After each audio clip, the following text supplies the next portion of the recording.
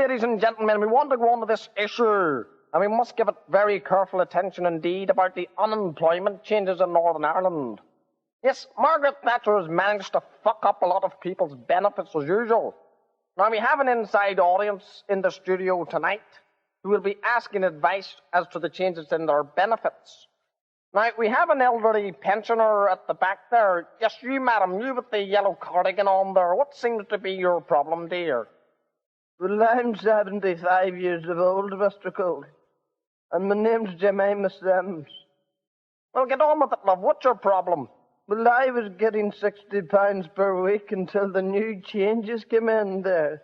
And now I'm only receiving £15 a week. How am I meant to live in that sort of money? And who are you posing that one to there, Mrs. Sims? I'm asking Mr. Paisley that one. Well, Mrs. Sims, I would say that you would need to do a little bit on the side in order to get by. But I'd be afraid of catching AIDS or VD, Mr. Paisley. No, I wasn't talking about that. I'm talking about a wee job in your local sweet shop or something. Not prostitution, Mrs. Sims. I wasn't talking about that.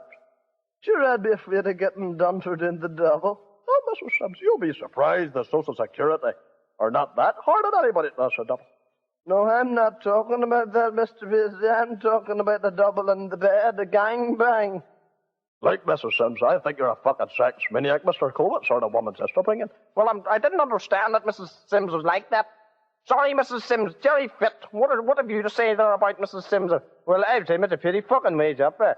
For fuck's sake, she's only an old pensioner, you know. Right, Mrs. Sims, I'll sort you out, love. I'll sort you out. I don't want you to help me, Mr. Fit. Sure, I'm a very helpful man, Mrs. Sims. What do you worry about me? I can sort your problem out just as good as Mr. Pity. Oh, but you're a fucking fiend, aren't you? There was fucking no need for that, you old bastard, you.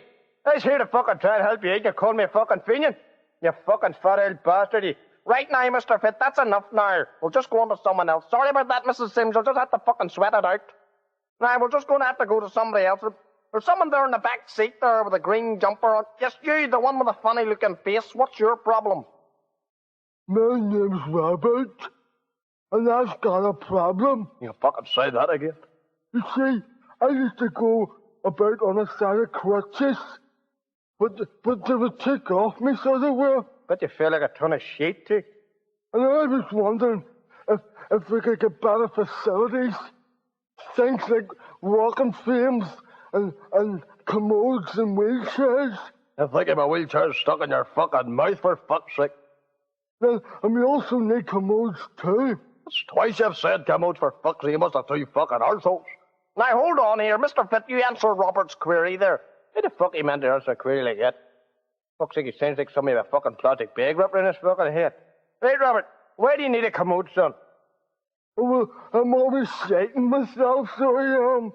It's because you're living in Northern Ireland, because I would put the shades up. No, it's nothing to do with that. It's incontinence. Oh, so I hear. Well, I reckon if your mother or your father, Robert, goes out and buys you a bag of Pampers, that'll cure your problem. You know what I mean? You get a nappy or three around your arsehole, you'll be all right. Then you wouldn't need a commode.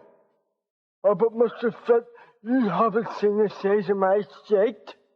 The fuck, I don't want to fucking see the side of it either.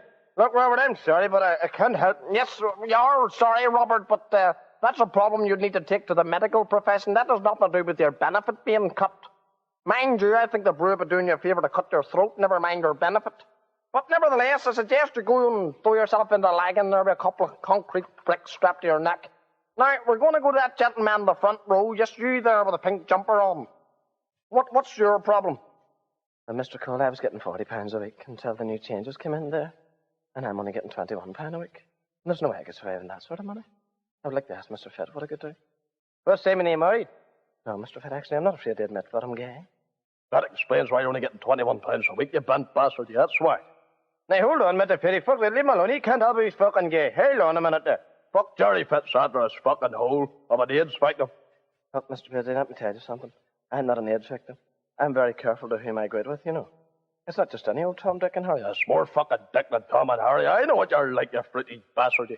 Now, hold on, Mr. Paisley. Leave him alone there. Get off his back. Right, Mr. Fit, get on with Simon's problem there.